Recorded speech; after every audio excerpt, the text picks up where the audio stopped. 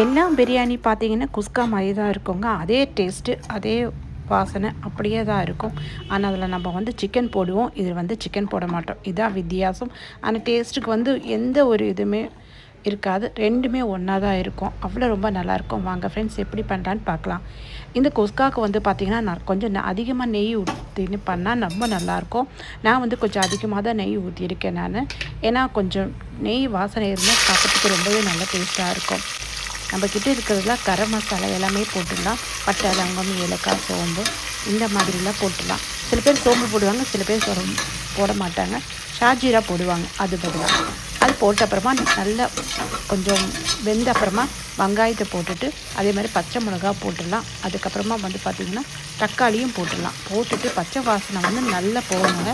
இது வந்து எவ்வளவும் அவ்வளோ பச்சை வாசனை போதோ அவ்வளவும் ரொம்ப நல்லா டேஸ்ட் கொடுக்கும். அப்போ தான் நல்லா 2 ஸ்பூன் வந்து இஞ்சி பூண்டு பேஸ்ட்டு அப்போ அரைச்சிட்டு ஃப்ரெஷ்ஷாக போட்டிங்கன்னா ரொம்ப நல்லாயிருக்கும். இதோட டேஸ்ட்டும் கொடுக்கும்.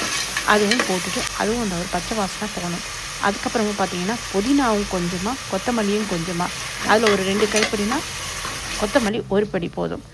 அப்படியே அதில் போட்டுட்டு மிக்ஸ் பண்ணிடலாம். இதில் வந்து பார்த்திங்கன்னா கொஞ்சமாக உப்பு, கரம் மசாலா, கொஞ்சமாக காஷ்மீர் சில்லி, கொஞ்சமாக மஞ்சள் பொடி, கொஞ்சமாக வந்து காஷ்மீர் சில்லி வந்து கொஞ்சம் கலருக்கும், சாதா மிளகுப்பொடியும் கொஞ்சம் காரத்துக்கும், இது 2 3 எல்லாமே 2 மிக்ஸ் பண்ணிவிட்டு நான் எல்லாமே அதில் போட்டுட்டு கொஞ்சமாக தயிர் போட்டு நல்லா பச்சை வாசனை போகிற வரைக்கும் நல்லா கொஞ்சம் ஃப்ரை பண்ணலாம்.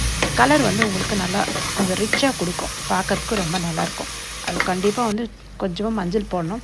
அரிசி வந்து கொஞ்சம் பிஃபோரை நம்ம ஊற வச்சிடணும். ஊற வச்சுட்டு அப்புறமா அந்த அரிசியை தூக்கி இதில் போட்டுட்டு நல்லா ஒரு கிண்டி கொடுத்துடலாம். கிண்டி நல்லா மிக்ஸ் பண்ணி கொடுத்தோன்னா ரொம்ப எல்லாமே அந்த ரைஸ்க்கு எல்லாமே பிடிச்சி நல்லா ஒரு வாசனை வரும். 1 கிளாஸுக்கு 1.5 கிளாஸ் தண்ணி அப்படி கணக்கில் வந்து நீங்கள் எத்தனை கிளாஸ் போடுறீங்களோ அத்தனை கிளாஸு நல்லா மிக்ஸ் பண்ணிட்டு க்ளோஸ் பண்ணிட்டு கரெக்டாக 2 விசில் போதுங்க. பார்த்தீங்கன்னா செம்ம சூப்பராக இருக்கும். பிரியாணி அட்டகாசமாக இருக்கும். அவ்வளோ டேஸ்ட்டாக இருக்கும்.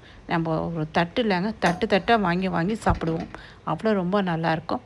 ஃப்ரெண்ட்ஸ், இதை ஒரு வாட்டி ட்ரை பண்ணிங்க பார்த்தீங்கன்னா நீங்கள் பிரியாணியோட இதுதான் ரொம்ப ரசித்து சாப்பிடுவீங்க. இது வந்து நார்மல் டைம்லலும் நம்ம சாப்பிட்லாம்.